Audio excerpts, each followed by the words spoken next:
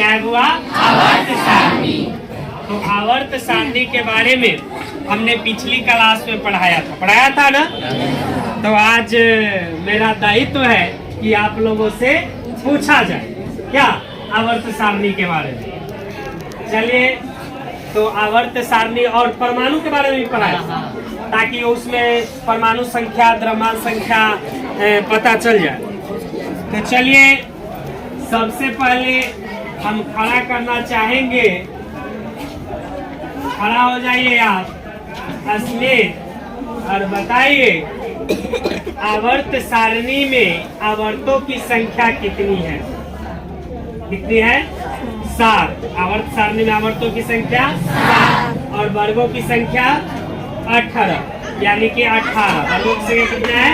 18। बैठिए, आप खड़े होइए, बताइए कि आधुनिक अभी जो आवर्त सारणी चल रहा है वो किस नाम से जाना जाता है? हाँ, आधुनिक। खड़ा हो जाइए। किस सारणी के नाम से जाना जाता है? आधुनिक। आधुनिक आवर्त सारणी के नाम से। किस नाम से? आधुनिक आवर्त सारणी के नाम से। और आधुनिक आवर्त सारणी किसने दिया है? खड़ा हो जाइए। आधुनिक आवर्त सारणी किसने दिया है? मोसले ने दिया है। बैठ जाइए, आप भी बैठ जाइए। आधुनिक आवर्त सारणी किसने दिया है? मोसले ने। लेकिन मोसले से पहले ही मोसले जो आधुनिक आवर्त सारणी दिया था वो किस पे आधारित है? परमाणु संख्या पर। अभी जो चल रहा है आधुनिक आवर्त सारणी चल रहा है वो किस पर है? परमाणु संख्या पर। जबकि उससे पहले एक और वैज्ञानिक ने आवर्त सारणी दिया था जो आधारित था किस पर? तो हम पूछना चाहेंगे अंजलि से। अंजलि, आप बताइए किसने दिया था? मेंडलीफ ने। इससे पहले आवर्त सारणी किसने दिया? मेंडलीफ ने। लेकिन उनकी मान्यता नहीं मिल पाई। क्यों नहीं मिल पाई? क्योंकि उसका जो आवर्त सारणी था वो किस पे रिलेटेड था? परमाणु द्रव्यमान पर। और सारे उसमें त्रुटियां जो बताए। चलिए बैठिए। तो यहाँ बात आई कि अभी जो परमाणु संख्या चल रहा है वह किस पे आधारित है? परमाणु संख्या पर। अभी जो आवर्त सारणी वो किस पर आधारित है? परमाणु संख्या पर। जबकि मेंडलीफ का जो आवर्त सारणी था वो था परमाणु द्रव्यमान पर। अभी परमाणु संख्या पर आधारित है और पहले वाला क्या चीज पर था? परमाणु द्रव्यमान पर। तो अब यहाँ हम लोग जानेंगे कि परमाणु संख्या किसे कहते हैं, परमाणु द्रव्यमान किसे कहते हैं। यह हालांकि पिछले क्लास में हम पढ़ाए भी थे कि परमाणु किसे कहते हैं, परमाणु संख्या किसे कहते हैं, किससे बना हुआ है, सब बात। परमाणु जो है वो परमाणु का खोज किसने किया, परमाणु का सिद्धांत किसने दिया, ये सारे बात हम बताए थे। तो खड़े होइए और बताइए कि परमाणु सिद्धांत किसने दिया था? परमाणु सिद्धांत किसने दिया था? गलत जवाब। परमाणु सिद्धांत किसने दिया था? खड़े होइए आप। परमाणु सिद्धांत किसने दिया है? जॉन डाल्टन ने। परमाणु सिद्धांत किसने दिया है? जॉन डाल्टन ने। बैठ जाइए, खड़ा होइए आप। आप बताइए परमाणु किसे कहते हैं, एटम किसे कहते हैं? चलिए आप खड़ा हो जाइए। एटम किसे कहते हैं? खड़ा होइए जल्दी। एटम किसे कहते हैं? परमाणु किसे कहते हैं? चलिए खड़े होइए। परमाणु किसे कहते हैं? चलिए, क्या पूछ रहे हैं? परमाणु ना। परमाणु किसे कहते हैं?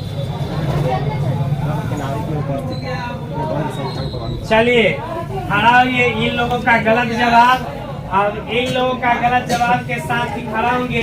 प्रिया, खड़ा होइए। परमाणु किसे कहते हैं? गलत जवाब। खड़ा होइए। किनको पता है परमाणु के बारे में? परमाणु किसे कहते हैं? तत्व की सबसे सूक्ष्मतम कण को परमाणु कहते हैं। यही है। वाह वाह, बहुत अच्छा। इन लोग ने जोरदार ताली में। बैठ जाइए, बैठिए। तत्व की सूक्ष्मतम कण को क्या कहते हैं? परमाणु। तत्व के सूक्ष्मतम कण को अब परमाणु कितने मौलिक कण से बना है? 3। कौन कौन? प्रोटॉन, इलेक्ट्रॉन और न्यूट्रॉन। और एक ट्रिक क्या है? पेन। परमाणु किससे बना है? पेन से। PEN। P से प्रोटॉन, E से इलेक्ट्रॉन, N से न्यूट्रॉन, है ना। परमाणु 3 मौलिक कण से बना है, प्रोटॉन, इलेक्ट्रॉन और न्यूट्रॉन। प्रोटॉन पर होता है कौन चार्ज? धन आवेश यानी पॉजिटिव। प्रोटॉन पर कौन होता है? धन आवेश।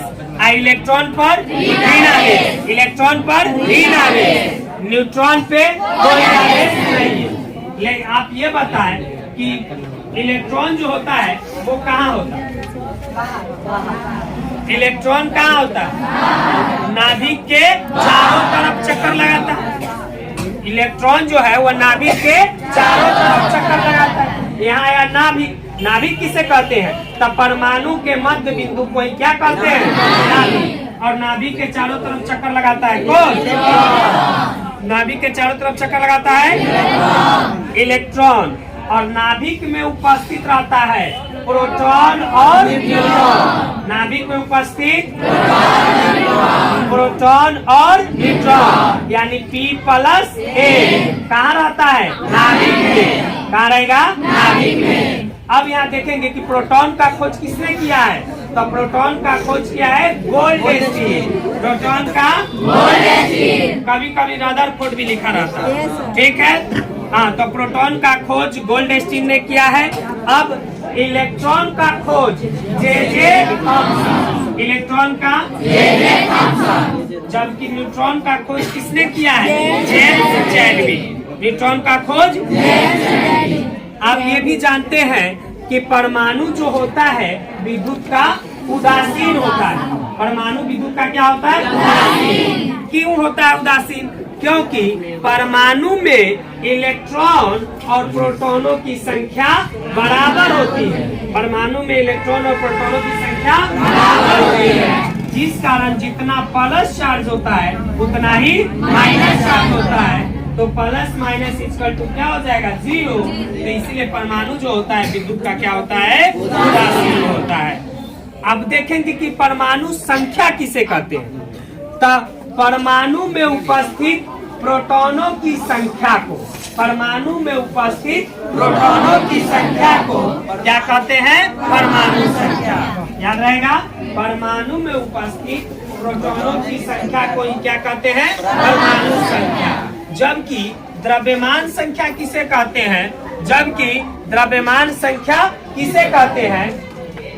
तो इलेक्ट्रॉन और न्यूट्रॉनों की संख्याओं के योग को, इलेक्ट्रॉन और न्यूट्रॉन की संख्याओं को योग को हम क्या कह सकते हैं? द्रव्यमान संख्या। P+N भी बोल सकते हैं, E+N भी बोल सकते हैं, क्योंकि P बराबर क्या होता है? E। P बराबर E। तब परमाणु द्रव्यमान किसे कहेंगे? तो इलेक्ट्रॉन और न्यूट्रॉनों की संख्या के योग को परमाणु द्रव्यमान कहते हैं। जबकि परमाणु संख्या किसे कहते हैं? तो प्रोटॉनों की संख्या को ही परमाणु संख्या कहते हैं। परमाणु संख्या को Z से सूचित किया जाता है। परमाणु संख्या को Z से, जबकि परमाणु द्रव्यमान को A से। परमाणु द्रव्यमान को A से। अब इलेक्ट्रॉन पर आवेश होता है, इलेक्ट्रॉन पर आवेश होता है -1.6 गुने 10 के पावर -19 कूलम। 1.6 गुने 10 के पावर -19 कूलम। जबकि प्रोटॉन पर जो आवेश होता है +1.6 यानी 1.6 गुने 10 के पावर -19 कूलम। ये सब सारी चीजें पढ़ाए थे।